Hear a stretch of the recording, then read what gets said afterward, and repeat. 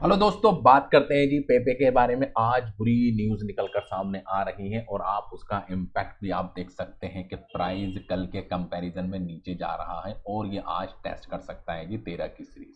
ठीक है, कल की डेट में आप देख सकते हैं हायर बना था और उससे पहले और भी ज़्यादा हाई था, यानी कि 3 हाई बने और हर हाई आने वाला जो हाई था कम बना, यानी कि पहला हाई अच्छा हाई था।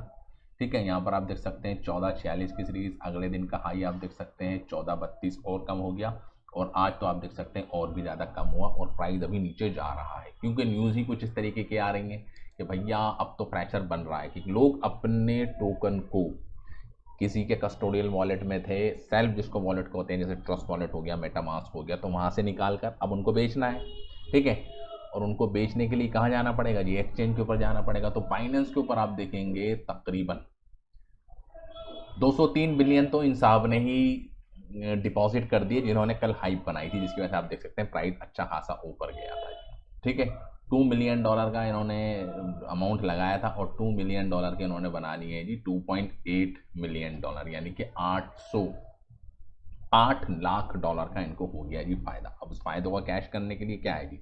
एक्सचेंज में बेचेंगे, वहाँ से यूएसडीटी आएगी, फिर यूएसडीटी को अपने एक्सचेंज पे लाएंगे, फिर किसी और उसके अंदर लगाएंगे, या बीटीसी को आप देख सकते हैं ये लॉन्ग कर दें, XYZ जो भी होगा। ठीक है, और आप देख सकते हैं 240 बिलियन और किसी बंदे ने डिपॉजिट करे हैं जी। ठीक है, और ये भी आप देख सकते हैं सारे बड़ी बड़ी जो डिपॉजिट आपको देखने को मिल रही है जी, 150 बिलियन ये डिपॉजिट करे, 50 बिलियन ये डिपॉजिट करे, 240 बिलियन ये, तो सारे भाई साहब ये अकेले ही जेम्स वेन जिन्होंने कल की डेट में हाइप बनाई थी वही स्टैंड कर रहे हैं। जब इतना बड़ा बंदा जब भेजेगा जी टोकनों को एक्सचेंज के ऊपर, तो एक्सचेंज के ऊपर किसी भी क्रिप्टो करेंसी का आना, इसका मतलब क्या है कि वो वहाँ पर इसलिए आया कि उसको बेचना है। तो अगर एक्सचेंज के ऊपर इनफ्लो ज़्यादा होता है जी, ठीक है जी, इनफ्लो मतलब एक्सचेंज के पास माल आ रहा है, यानी कोई आपने चीज़ खरीदी, ठीक है, अब आप उसको बेचना चाहते हैं, बेचने के लिए आपको मंडी जाना पड़ेगा। तो क्रिप्टो की मंडी कौन सी होती है जी? जहाँ पर क्रिप्टो का लेन देन होता है वो होता है जी एक्सचेंज। तो एक्सचेंज के ऊपर ये सारी जितनी भी दिग्गज होते हैं ये एक्सचेंज के ऊपर अपना माल भेजते हैं, उसको सेल करते हैं और वहाँ से यूएसडीटी निकाल कर फिर वापस ले जाते हैं।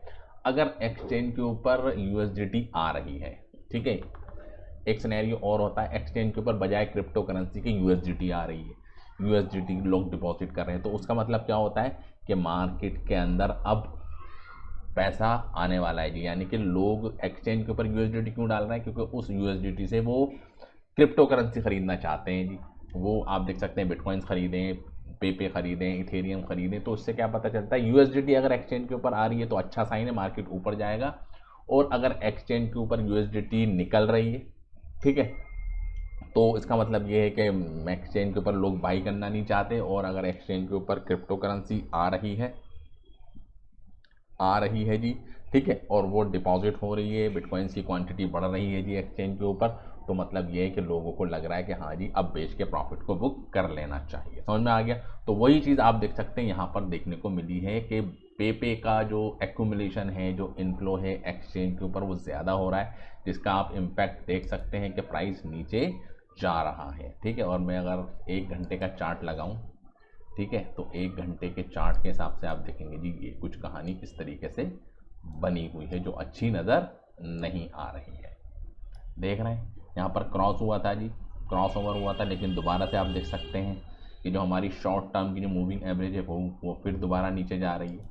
ठीक है, और अगर आप देखें वॉल्यूम भी कम हो रहा है, आरएसआई इंडिकेटर भी नीचे जा रहा है, यानी कि शॉर्ट टर्म के लिए अभी आप देख सकते हैं प्रेशर बना हुआ है जी पेपे के ऊपर, जिसकी वजह ये है कि वेल्स अब टोकन को सेल कर रहे हैं। तो वेल्स ने तो यहाँ पर बाई करे थे ना, वेल्स ने, किसी ने 12 की सीरीज पे बाई करे थे, किसी ने 13 की सीरीज पे बाई करे, तो वो तो लिवरेज के अंदर 10% भी अगर प्राइस बढ़ गया तो उनके लिए तो बहुत है।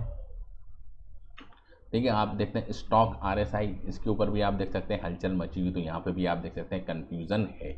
अभी भी आप देख सकते हैं प्राइस नीचे की तरफ ही ये ट्रेंड कर रहा है, यानी कि आज का दिन पेपे के लिए ख़ास नहीं है, प्रेशर बना हुआ है और सेलिंग चल रही है जी, एक्सचेंज के ऊपर आ रहे हैं, डिपॉजिट हो रहे हैं। मार्केट कैप भी आप देख सकते हैं कि 6 बिलियन से कम हो गया, और आज का चार्ट भी आप देख सकते हैं प्राइस तकरीबन 3% टूट गया।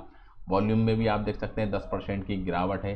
ठीक है, और 7 दिन के अंदर अगर आप देखेंगे तो 7 दिन के अंदर भी सिर्फ 2% का इंक्रीमेंट है। तो ये भी आप देख सकते हैं स्लोली स्लोली नीचे आ जाएगा। और अगर हम देखें तो जो रेजिस्टेंस है वो एक दिन की पे ज़्यादा बढ़िया दिखेगा। तो रेजिस्टेंस आप देख सकते हैं ये वाला 1350, ठीक है।